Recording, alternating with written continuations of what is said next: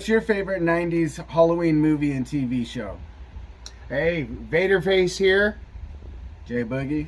We're here with the 90s review, and we're looking to do something special today. So we're looking at what are some of those Halloween traditions that we used to have. So we're looking at some of the TV, the films that made us when we were in the 90s and what made us grow up. So we're going to break down our top 5 picks, and we're going to start with you. So what's your number 5? All right, so my number 5, this is probably something we all grew up with, and it was something big growing up if you had the Disney Channel, but it was Haloween Town. That's my number 5 pick as well. Nice. So we both matched up on that one, man. We both get the golden vote. Anytime we get the same pick together, because we didn't go through these beforehand, so this is a surprise to both of us. It's a cold read for us. Yeah, so hey, we both get the golden 90s bell on that one.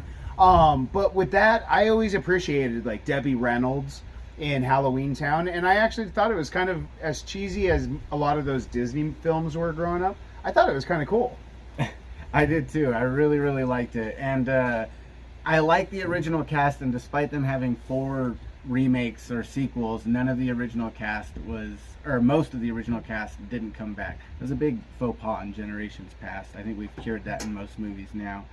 But that town that it's in Oregon actually does a month-long celebration where they recreate parts of the movies in the town. So Yeah. you can go to that town in Oregon and relive Halloween Town if you'd like. I've heard about that.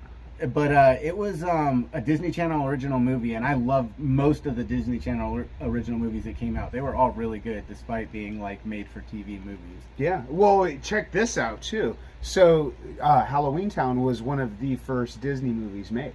Oh, the Like original one? yeah, one of the Disney original TV films.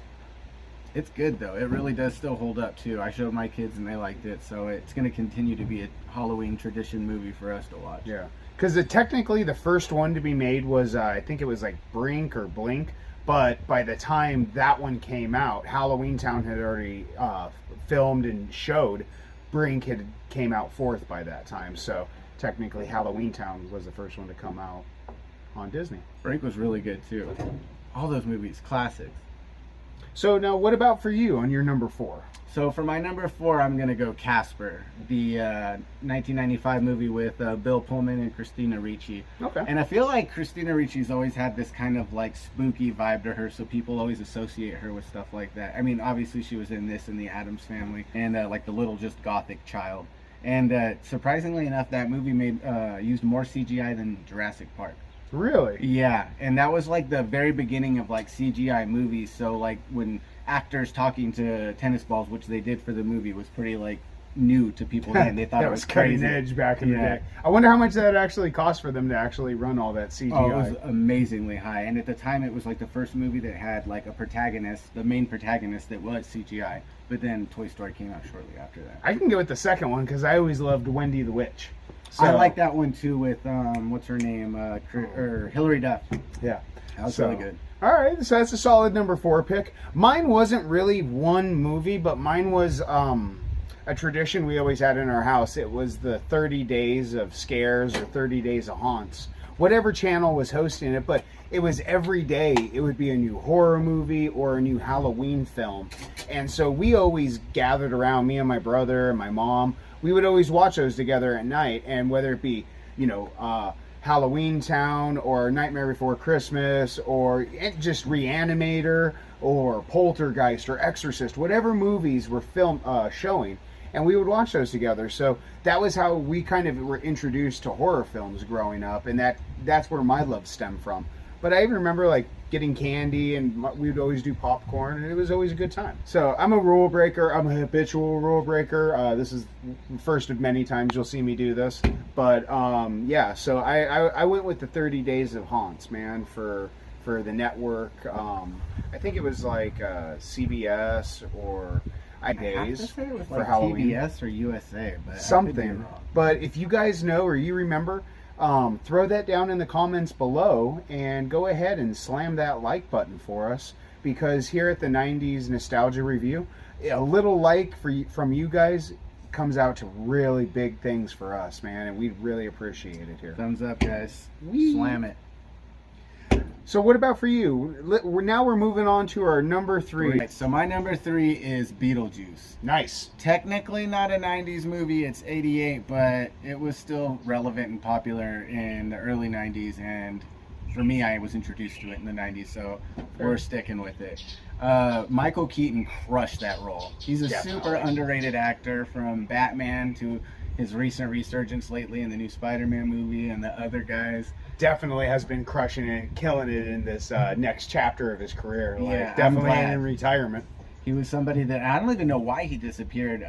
He was in another really good movie, Mr. Mom.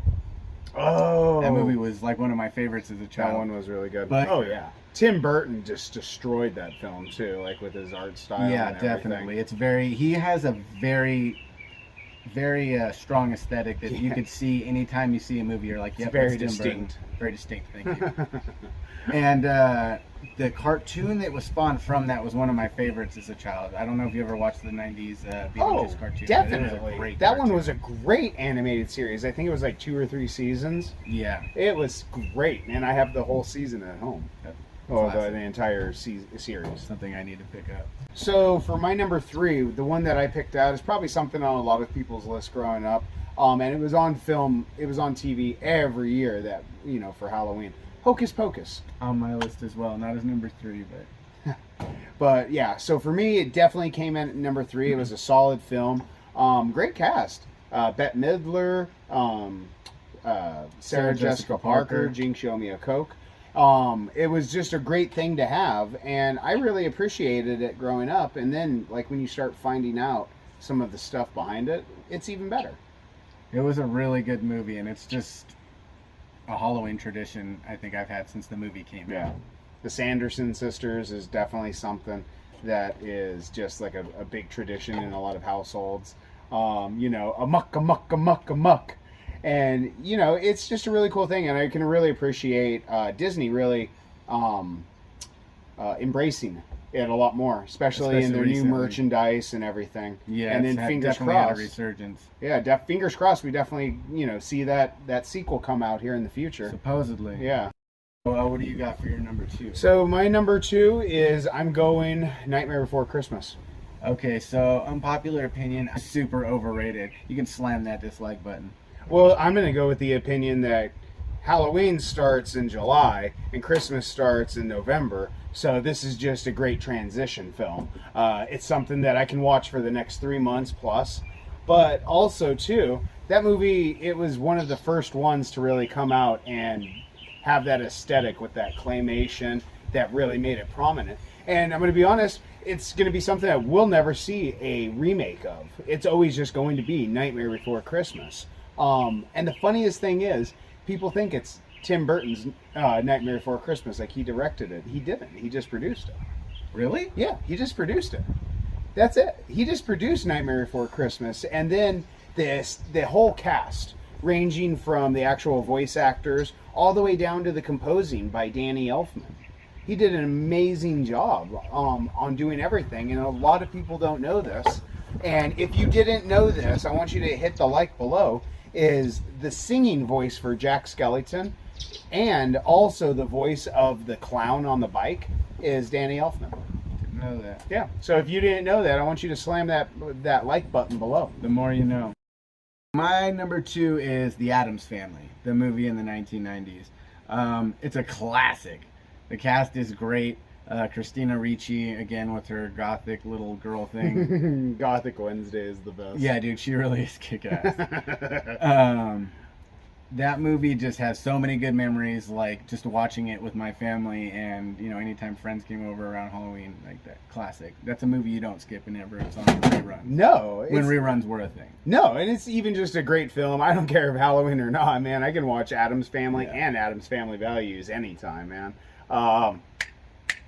It's a great thing to have, man, and it's a great thing to watch. So, and it still holds up today. Yeah, dude, my kids love Wednesday Addams, so God, it's definitely still relevant. I could deal without the sarcasm that she probably influences on them, but but no. So now what we're gonna look at is we're at our number 1 pick. This is our number 1 Halloween series, episodes, or film that we used to watch growing up. Numero uno. Oh, And yeah. for me, you know what? We're going to segue right into it. This has been around for majority of us growing up. It's only missed one season. And this is The Simpsons Treehouse of Horrors. Awesome. That whole series from beginning to end was something that me as a kid growing up, I always looked forward to. No, and it's still going. No, it's still gonna go, but it just didn't have that first season. It was the only one that didn't. Oh, I but didn't know that. I always remember every year looking forward to that opening intro and seeing what they were gonna do different, what the tales were gonna be, all of that fun stuff. And then like other small things, like it's one of the few times a year you can actually see like King and Kodo. They're in every episode, Yeah. so I really Awesome dig the characters, too. Treehouse of Horrors, man. And some of those tales, like Homer, Donut Head Homer, still sticks in my brain, and I still love those today. I love growing up. the Shining one. Oh God, That's the a great Shining. one. Yeah. You got the Shining. Oh, that one's a great one. And then even another one that I really liked was Baby Maggie that becomes the alien. I like that one. I like the one where they become the presidents. That one's a good one. Or when they have Bart's twin up in the attic. Oh yeah, classic. The good twin, bad twin. So that was something that I always grew up every year looking forward to. Episode of Treehouse Horrors would come on Fox. Sweet. I So- really love, dude. I love Treehouse of Horrors, and I love Simpsons. Yeah. I've been watching it with my kids recently, and they love the Simpsons. If you guys grew up with The Simpsons and Treehouse of Horrors and that was something you guys liked, go ahead and slam that like button below and tell us what your favorite Treehouse of Horror episode was, and we'll shout out in the comments. So, Josh, what about for you, man? What was your favorite? So for my number one is actually your number three, Hocus Pocus. Yeah, And like I said, it's a classic. It's one that we still watch with my kids to this day. It's one of the very few movies where I hate the protagonist. I hate the kid, and I wouldn't say I hate, but I dislike his little sister almost as much. Like when he got his Reebok, or they were his Nike stolen, I was like, yeah, he kind of deserved that ice. the little girl is kind of a prick. I think she's in that movie Dunstan Checks In, or one of those animal movies, and I didn't like her in that either. So She's kind of a little brat. the witches carry that movie, the villains, and I like the cat and Billy Butcherson, who actually had real moths fly out of his mouth in that scene. Wow. Yeah, he had I like didn't know a that. special sack in his mouth so they wouldn't go down his throat. That's kind of cool. Bette Midler killed it in it. I really like, and I'm not a big Bette Midler fan or a Sarah Jessica Parker fan, but she was really good in it too. The movie initially flopped, actually. It didn't release on Halloween. I don't know why you would release a movie like that anytime other than that. But it gained a cult following, and now hopefully we'll get a sequel due to its like especially resurgent success. Also, I kind of thought it was funny that originally it was supposed to be called Halloween House, not Hocus Pocus. So that could have been a real thing, guys. But if you guys like what we did here today for our top Halloween films and episodes or TV shows, go ahead and give us a follow and a like. And Subscribe, ring that bell. yeah, slam that like button, ring that bell, man. Let us know what we're doing, how you guys like it. And let us know what your top 5 Halloween movies and TV shows were down in the comments. Happy Halloween. All right. I'm Jay Boogie. And Vaderface? Oh yeah. Oh yeah.